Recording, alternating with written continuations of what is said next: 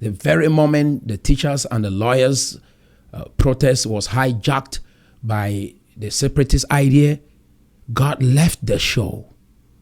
And for those who are trying to use this movement to say the children of Israel left Egypt, be very careful when you play with God. And I just want to outline that. If you think your story is that of the children of Israel, you have to be in bondage for 400 years. You've not been in bondage for up to 400 years. That is, you need approximately 340 more years in bondage if you want to repeat a story that you read in the Bible and you want to use that to feed your situation. Okay? And don't just be happy about coming out of Egypt. I want you to read from Numbers chapter 14 and go right down to maybe 25 and read the book of Numbers in your Bible, so that you understand what coming out of Egypt looks like. Some of you read that Bible, you cherry and pick the chapters that suit your narrative, and then you use that to motivate people to keep doing what you're doing. Read it. There was a man that came to challenge Moses' authority after they left that same Egypt. Some people will return back to Egypt. It was better you went back to Egypt, because almost everybody that left Egypt died, including Moses. He did not make it into the promised land. You want that story to be your story? Don't play with God. I want to emphasize this. This is the generation. We will not play with God. 12 spies went into the land, came back, had a different perspective. 10 had a different perspective. The 10 and their followers and majority of the individuals that followed them perished. God doesn't have time to play with your foolishness. And I want to be very clear with that. Don't play with God's name. If you say God said something, it should be good, it should be nice, it should uplift, it should produce life and not death. There was a man who came to challenge Moses' authority called Korah. And he said, I want to see God. That day, he was struck down with his entire family and his group. The rest of the individuals that tried to join his side, 14,000 plus people died that day. Go read that Bible well before you go out there preaching to others, saying you are the children of Israel coming out of Egypt.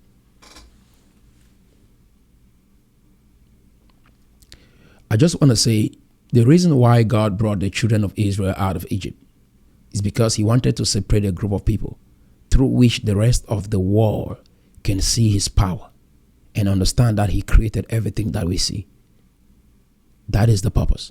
And he had to preserve that bloodline way down to the birth of Jesus. When Jesus came, the message after that is reconciliation. God reconciling the world back to himself. And that is why I repeat, that is why America works. Because every race of people is right here. And they've figured out a way to work together. God is not for division. He's reconciling the world back to himself. If you're reading the old, reading the new, you don't understand that it's a continuous story.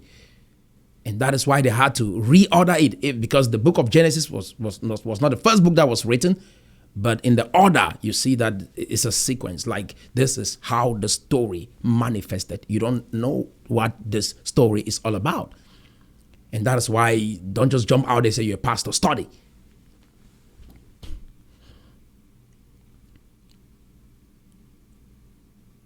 God had to take them in there, bring them out. It is not your story. It is God's story.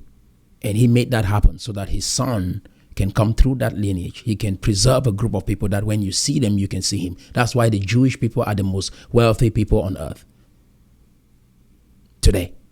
The most wealthy group. It's not about the numbers. They are the most wealthy group. It's still evidence of that story. It's not a coincidence that the most wealthy nations on earth are Christian nations. It is not a coincidence. It's proof that God owns this. Don't play with God. Think well before you say God said.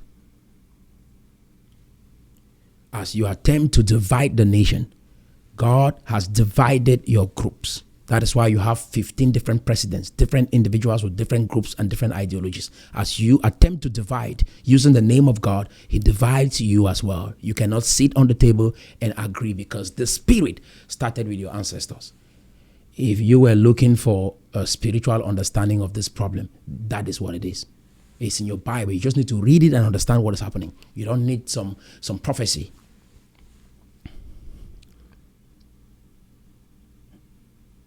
Anytime you think you should divide, you'll be divided, even among your household. Division everywhere. Your fighters on the ground, division.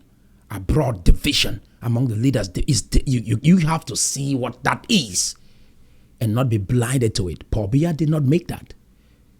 This is what it is. This is the reality, and you know it. If you care, you twist it, manipulate it again, and tell other stories. Good luck with that. But we don't have time for this anymore. You don't represent the entire Anglophone zone. You do not. And I want to be very clear with that. You have to separate your group from the entire Anglophone zone. What we have required of journalists is to do balanced reporting. We are not asking you to speak for us, we can speak for ourselves. We are not asking you to represent the narrative of Ambazonia. We can do it ourselves.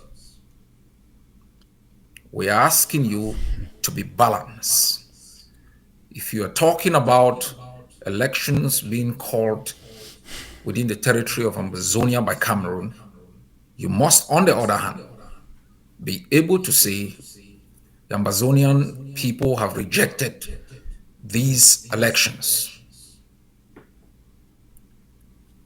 Any attempt to propagate the narrative of the enemy, to perpetuate a narrative that distorts the reality, you will be speaking like Goebbels, who spoke for Hitler. You will be speaking like those who manned the Radio Mille Collines and propagated falsehood that resulted in the death of 1 million people within 100 days. Many people have taken off. Okay, I just want to say, Cho Ayaba made this video on World Press Freedom Day. That is May 3rd.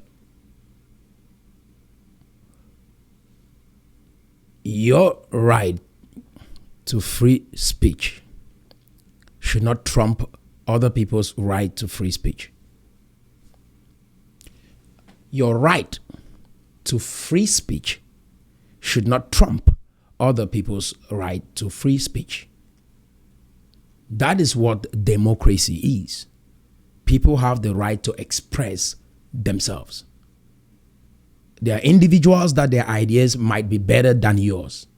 And the fact that you have boys with guns doesn't make your speech superior or your perspective superior, because we are not willing to dance to your music anymore. The whole Ambazonia idea, we are not willing to dance to that song again, because our destiny is at stake and there is no concrete proof that you guys can be able to pull anything off, and yet you're wasting people's time and wasting the lives of young people.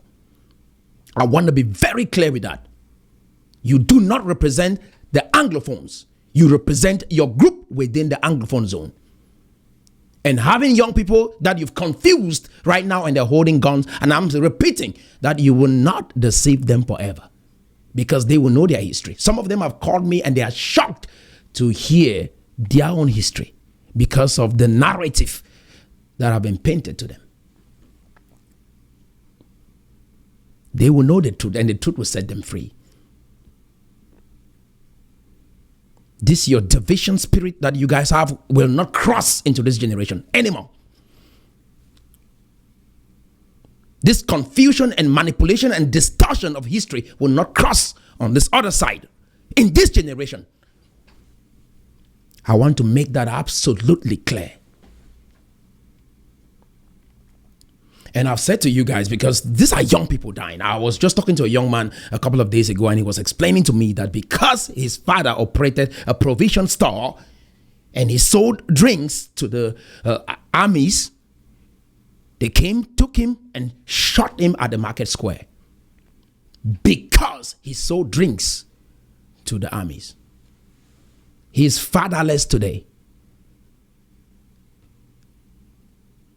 A young man from the Anglophone zone.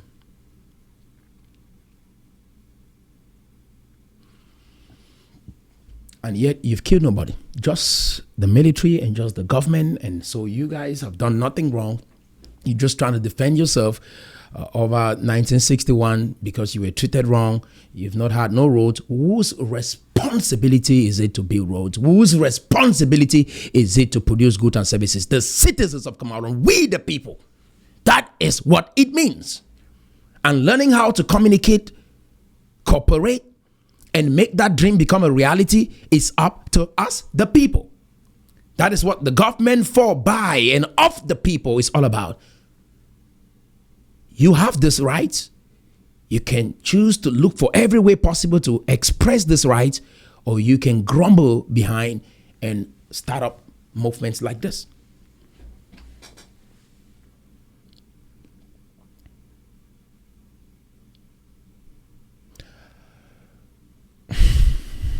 Friends, when they hear you say, hey, stop talking about this history, stop going back, stop looking at the behind mirrors, begin to look from your windscreen. If you can explain a little of that, let people understand what you mean, because I think some people have really taken offense for that.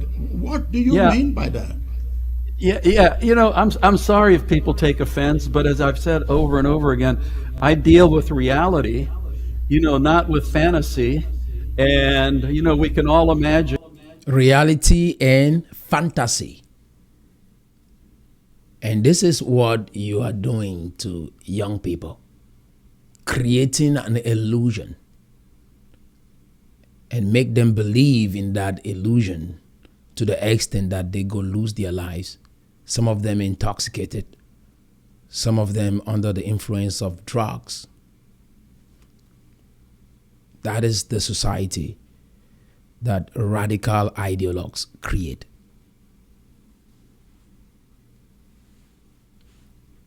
Illusion, fantasy.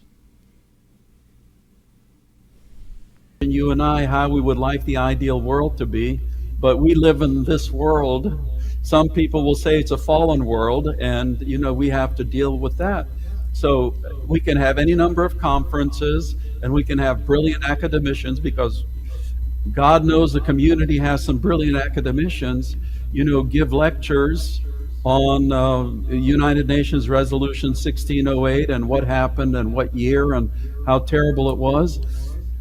But it's not going to matter one iota in the reality of this world and in moving forward. So whether or not I offend people, I'm just telling you that's the way it is. If you want someone to come in here and, you know, paint a beautiful picture and talk about unicorns and rainbows, then I'm not the right person to do that, because I'm going to tell the truth and I'm going to describe this awful world the way it is and how you can make progress in this current world.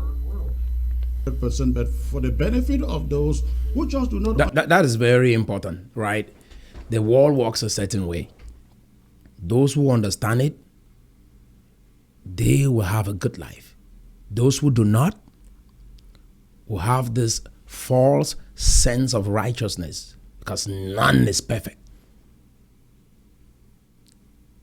If you don't understand how the world works, and you go around with all these ideas and have your groups and you call and you talk to each other, you keep sharing these ideas and feel like you're righteous and everybody else is not, you're gonna struggle.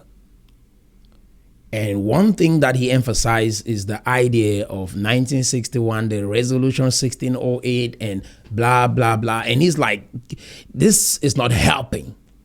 How will this help you? And I'm glad this, a man maybe older than Chris Arnold, thinking in this way in 2024. And you, a younger man, You can't even understand what he's saying. I mean, if you had a conversation with a man like this, you should leave there transformed. Your head should change. If you come there and you leave with what you know, and the next thing is your group will say, oh, these white folks are corrupt, right? Oh, they don't do what they are supposed to do, or oh, they are not doing the right thing. The UN made a mistake. You are correcting the UN today. They didn't make a mistake.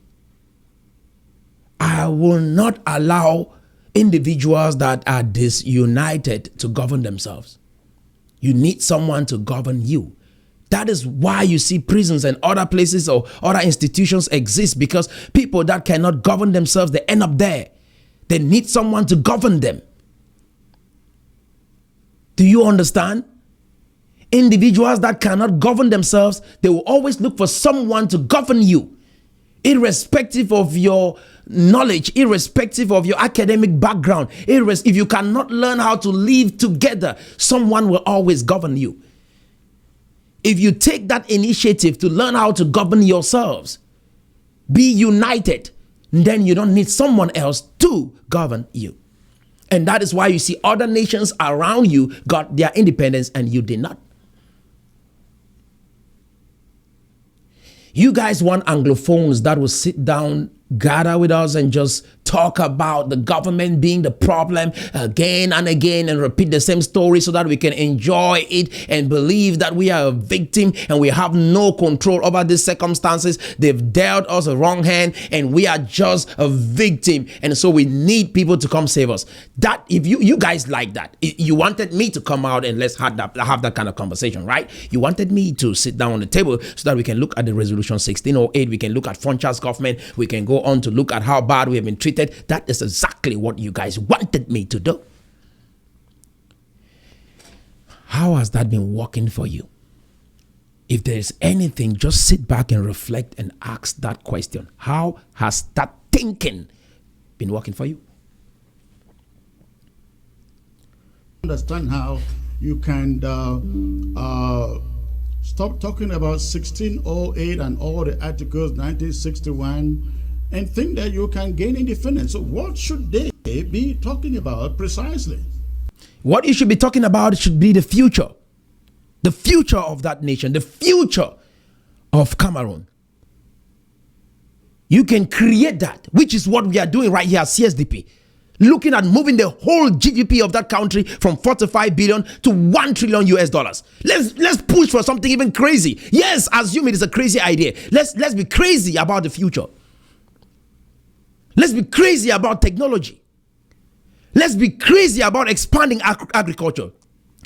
If we are this passionate, I'm telling you, everybody in that nation will say, hey, what's going on? And they will join us. Everybody will join us. If we are passionate about the future based on our individual experiences in the West and what we have been able to learn.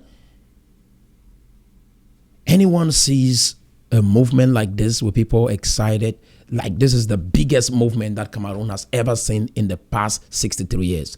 Anglophones and Francophones coming together for economic development, coming together for productivity, coming together for growth, coming together to dare what we've never tried. That is exciting. That should give you goosebumps. Immediately you mention resolution 1608, people start twisting their faces. People start looking sad. When you share these stories, do any of you guys leave that environment smiling? I don't think so. Do any of you guys leave that environment feeling elated? I don't think so. What stories can you share with yourselves that can make you smile? It should be a story of a compelling future. In 20 years, I see a better Cameroon. Nation builders, we will do our best to make sure that we change what we saw in this generation. If you think it's impossible, then there was no need for any of us to be born, because we came here so that we can see these problems and be able to surmount those problems. That is why God made us. That is why you were born in Cameroon, and that is why you were born where English and French is the national language.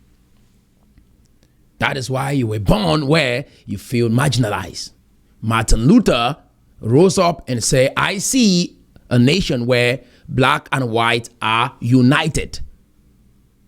Their children are not treated because of the color of their skin, but by the content of their character. He saw something bigger than his little group.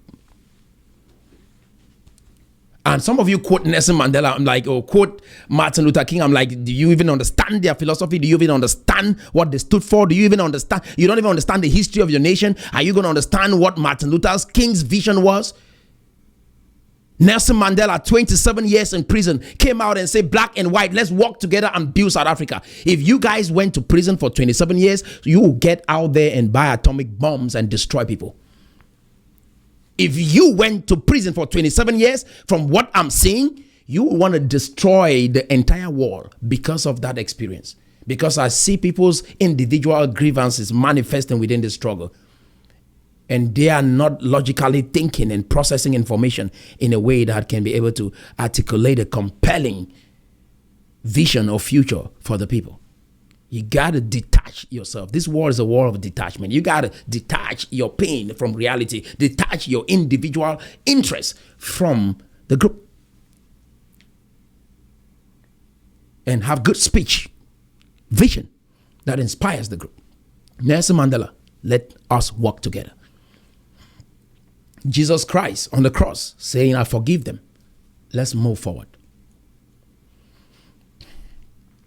He didn't wait for them to apologize. No, he said, I forgive them. Because some of you, I'll wait for them. Oh, the Francophone people, they have to come apologize. This kind of philosophy, and some of you are pastors, is insane. Well, here's my question to all the wonderful, dedicated, sincere people who put everything on Resolution 1608. I asked them, so how will that be implemented?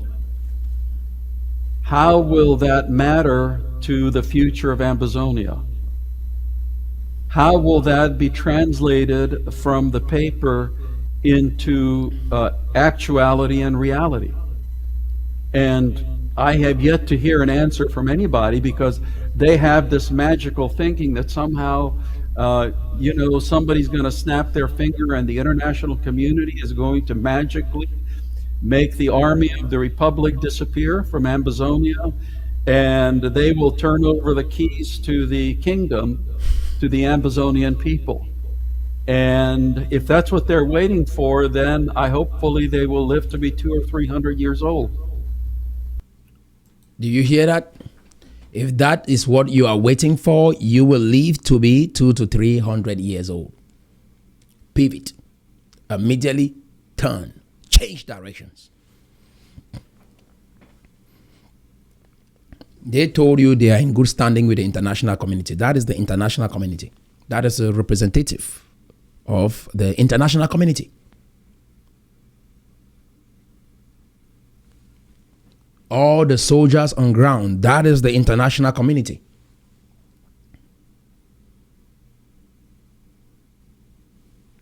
All right, if you like this video, you're gonna like this other episode, and you can watch it by clicking right here.